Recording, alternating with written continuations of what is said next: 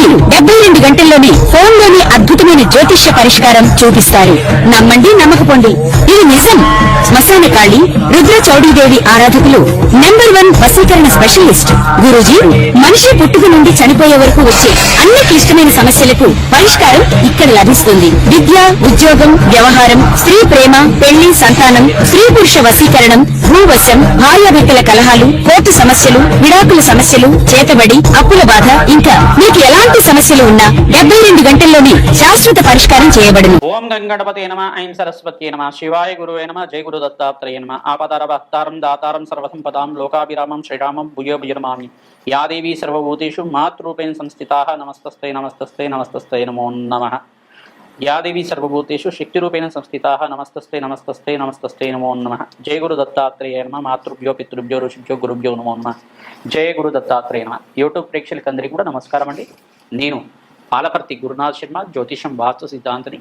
ప్రతి విషయంలో కూడా ప్రతి మానవాళికంతా కూడా ఉపయోగపడే విధంగా ఈ యొక్క కంటెంట్ అనేది చెప్పడం జరుగుతుంది. ప్రతి విషయంలో కూడా మనకి ఏంటంటే మేషాది ద్వాదశ రాశుల వాళ్ళు ప్రతిరోజు కూడా దేవతార్చన చేసే విధంగా మీ ఇంట్లో ఉండవలసిన విగ్రహం ఏంటి, ఈ యొక్క లగ్న చక్రవశాత్ కానీ ప్రధానంగా రాశి వశాత్ అయినా కానీ ఈ రాశి వాళ్ళు ఈ విగ్రహారాధన చేయడం వల్ల మంచిగా కలిసి వస్తుంది. ఈ విగ్రహారాధన చేయడం వల్ల మంచి ఐశ్వర్య యోగం కలుగుతుంది, అష్టైశ్వర్య యోగం కలుగుతుంది, సంతాన యోగం సిద్ధిస్తుంది, వ్యాపారం యోగం కలుగుతుంది, అన్యోన్య దాంపత్యం కలుగుతుంది, వివాహాది శుభకార్యాలు జరుగుతాయంటారు.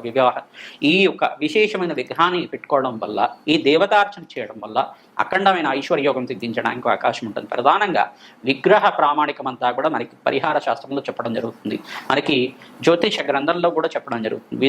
వివాహ అంటే ప్రధానంగా చూసుకుంటే కనుక ప్రతి విషయంలో కూడా మీకు కావాల్సిన ప్రామాణికలు అనేది ఉంటాయి. ప్రతి విషయంలో కూడా దేవతార్చన చేసేటప్పుడు కానీ పంచాయతన విగ్రహ ప్రామాణికలు అని చెప్పేసి ఉంటాయి. శివార్చన చేసేటప్పుడు కానీ పంచాయతన విగ్రహ పూజ అని చెప్పేసి అంటారన్నమాట.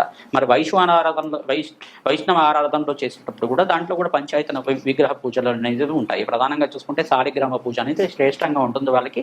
ప్రధానంగా చూసుకుంటే కనుక ఇక్కడ శివలింగారాధన చేసుకోవడం, ప్రధానంగా అభిషేకాది పూజలు చేసుకోవడం, నిత్య వైదిక కర్మల్లో అయితే కనుక నిత్య యజ్ఞాధికతులు ఆచరించడం వల్ల అఖండమైన పుణ్య కార్యక్రమాలు చేసుకోవడానికి ఆస్కారం ఉంటుంది. ప్రతి మానవాళికి ఉపయోగపడే విధంగా కులదేవత ఆరాధనే శ్రేష్టమైన ఆరాధన ఉంటుంది. మీ కులదైవం ఎవరో తెలుసుకోండి. ప్రధానంగా మీ పూర్వీకుల ఆరాధన తరతరాల నుంచి వచ్చిన ఆరాధన అంతా కూడా చేయాలి. మీ పూర్వీకులు అంతా కూడా ఇష్టదేవత ఆరాధన చేస్తారు. కొంతమంది ప్రధానంగా చూసుకుంటే మా కులదైవం అంతా కూడా వెంకటేశ్వర స్వామి అని చెప్పేసి అంటారు. ఆ వెంకటేశ్వర స్వామి కాకుండా ప్రధానంగా కులదేవత అనేది మీ ఇంట్లో కూడా తరతరాలుగా ఈ అమ్మవారిని పూజ చేస్తున్నారు. కొంతమంది గంగాలమ్మ దేవి అంటారు, కొంతమంది పోచమ్మ అంటారు, కొంతమంది ఎల్లమ్మ అంటారు, కొంతమంది మావుళ్ళమ్మ అంటారు. ఏ దేవతను ఆరాధన చేస్తున్నారు మాకంతా కూడా ప్రధానంగా చూసుకోవాలని చెప్పేసి చూసుకోవాల్సి ఉంటుంది. గ్రామ రక్షగా ఉంటుంది అమ్మవారు, ఇంటి రక్షగా ఉంటుంది అమ్మవారు అంతా కూడా. ప్రధానంగా అమ్మవారు ఏ అమ్మవారిని పూజ చేస్తున్నారు, విశేషంగా అమ్మవారి యొక్క చిత్రపటం కానీ అమ్మవారికి సంబంధించిన అవతార రూపంలో ఉండే చిత్రపటం కానీ ఇంట్లో ఉండాలి. లేదు చిన్న విగ్రహం ఈ యొక్క అంగుష్ట మార్గం అంటే 3 అంగుళాలు మందం ఉండే 3 ఇంచెస్ అంతా కూడా 3 ఇంచెస్ అంతకన్నా అంగుళాలు మందం ఉండే విగ్రహం అంతా కూడా పెట్టుకోకూడదు అన్నమాట. ఎక్కువ విగ్రహాలు పెట్టుకుంటే కనుక దానికి మహానైవేద్యం పెట్టుకుని యోగం ఉంటే కనుక మడి ఆచారాలతో చేసిన మహానైవేద్యం అంతా కూడా అన్నంతో చేసిన నైవేద్యం అంతా కూడా పెట్టాల్సి ఉంటుంది. యజ్ఞాధికృతులు చేసే దగ్గర విగ్రహారాధన చేసుకోవచ్చు. ప్రతినిత్యం కూడా ఆరాధన చేసేటప్పుడు దానికి ఏదైనా పండో ఫలమో బెల్లమో ఏదైనా నైవేద్యం పెట్టుకోవడం వల్ల ఆ విగ్రహానికి శక్తి వస్తుంది.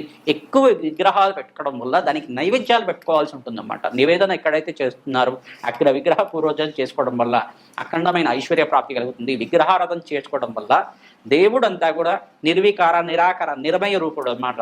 దేవుడికి అంతా కూడా ఆకారం లేదు. అసలు ఆకారం లేనప్పుడు మనం ఏం చేస్తున్నామంటే ఈ ఆకారంలో పూజ చేసుకోవడం వల్ల, ఈ విగ్రహంతో మన ప్రాణప్రతిష్ఠ చేసుకుని మంత్రంతో ప్రాణప్రతిష్ఠ చేసుకుని పూజ చేసుకోవడం వల్ల, ఈ విగ్రహమే దేవుడి రూపంగా భావించి పూజ చేసుకోవడం వల్ల మనకి ఆత్మశక్తి పెరుగుతుంది, దైవశక్తి పెరుగుతుంది, దైవ చింతన పెరుగుతుంది. తద్వారా అంతా కూడా విగ్రహ నామస్మరణ చేయడం వల్ల, దేవత ఆరాధన చేయడం వల్ల, భగత్ నామస్మరణ చేయడం వల్ల అఖండమైన పుణ్యయోగం సిద్ధిస్తుంది. కోటి యజ్ఞాన ఫలితం కలుగుతుంది. తద్వారా ఈ యొక్క పుణ్య కార్యక్రమాలంతా కూడా చేయడం వల్ల, విశేషమైన పూజలంతా కూడా ఆచరించడం వల్ల వంశాభివృద్ధి కలుగుతుంది, అష్టైశ్వర్య యోగం కలుగుతుంది.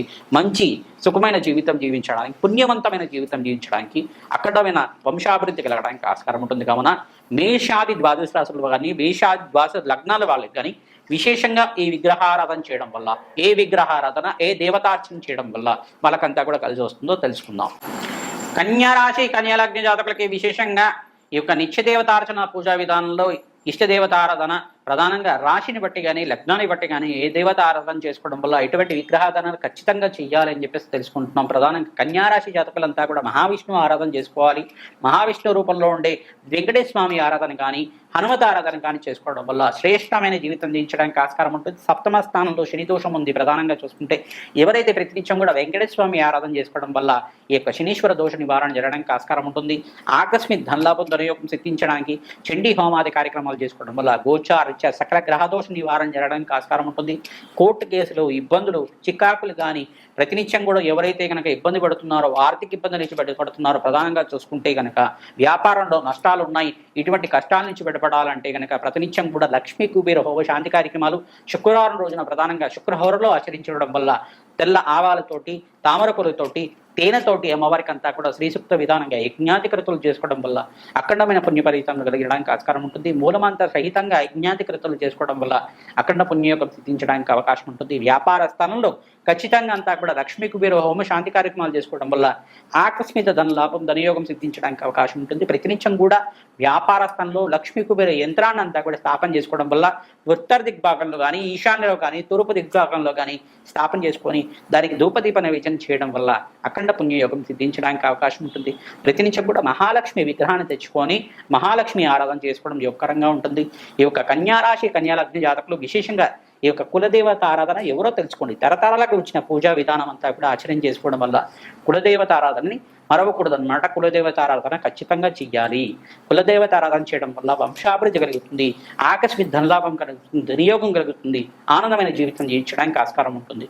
ప్రతినిత్యం కూడా నవగ్రహ శాంతి హోమాది కార్యక్రమంలో పాల్గొండి గోమాత సేవను చేయండి. గోమాతకంతా కూడా పచ్చిక తెలకపండి గ్రాసాన్ని సమర్పించండి. 27 ప్రదక్షిణాలు కానీ 54 ప్రదక్షిణాలు కానీ 108 ప్రదక్షిణాలు కానీ ప్రతినిత్యం కూడా చేయడం వల్ల అఖండమైన పుణ్యయోగం సిద్ధించడానికి అవకాశం ఉంటుంది. రావి చెట్టుకి కూడా ఈ యొక్క ప్రదక్షిణాలు ఆచరించడం 108 ప్రదక్షిణాలు ప్రతిరోజు కూడా ఆచరించడం వల్ల అఖండ పుణ్యయోగం సిద్ధిస్తుంది. యజ్ఞాధికృతుల్లో భాగంగా ప్రధానంగా కన్యారాశి కన్యలగ్న జాతకులు లక్ష్మీ కుబేర హోమ శాంతి కార్యక్రమాలు చేసుకోవడం శ్రేష్టమైన ఫలితంగా వస్తుంది. ప్రధానంగా నవగ్రహ శాంతి కార్యక్రమాల్లో విశేషంగా ఇక్కడ బుధుడు ప్రీతికరంగా జప హోమ శాంతి కార్యక్రమాలు చేసుకునే విధానం ప్రధానంగా బుధుడికి బృహస్పతికి శనీశ్వరుడికి రాహువుకి ప్రధానంగా జప హోమ శాంతి కార్యక్రమాలు చేసుకోవడం వల్ల ఆకస్మిక ధనలాభం ధనయోగం సిద్ధించడానికి విదేశంలో స్థిరత్వం లభించడానికి కానీ ఉద్యోగంలో ప్రమోషన్స్ లభించడానికి కానీ ఆస్కారం ఉంటుంది. ప్రతినిత్యం కూడా కాలభైరవ స్వామి దేవాలయంలో ఊష్మాండ దీపాన్ని వెలిగించడం వల్ల శ్రేష్టమైన ఫలితం రావడానికి ఆస్కారం ఉంటుంది. ఎవరైతే కనుక దేవతార్చన చేసే విధానంలో మహాలక్ష్మి సహస్రనామాలతోటి కుంకుమార్చన చేసుకోవడం వల్ల ఈ యొక్క అంగుష్ట మార్గం మాత్రం చేతనే విగ్రహాలు ఉండాలి. 3 ఇంచులు మాత్రమే విగ్రహాలు ఉండాలి. కావున ఈ యొక్క ఫలితాలు చేసుకోవడం వల్ల శ్రేష్టమైన జీవితం జీవించడానికి ఆస్కారం ఉంటుంది. ఎక్కడైతే యజ్ఞాధికృతులు జరుగుతూ ఉంటాయో వేద బ్రాహ్మణత్వం అంతా కూడా మంత్ర ఉచ్చారణ చేస్తూ ఉంటారో అక్కడంతా కూడా పుణ్య ఫలితం కలుగుతుంది. కాన దేవాలయ ప్రాంగణంలో అంతా కూడా మీరు శివలింగ ఆచరణ చేసుకోవడానికి ప్రయత్నం చేయండి. సకల గ్రహదోష నివారణ చేయడానికి ఆస్కారం ఉంటుంది. ప్రతినిత్యం కూడా గోమాత సేవ చేయడం వల్ల ఆకస్మిక ధనలాభం ధనయోగం సిద్ధించడానికి ఆస్కారం ఉంటుంది.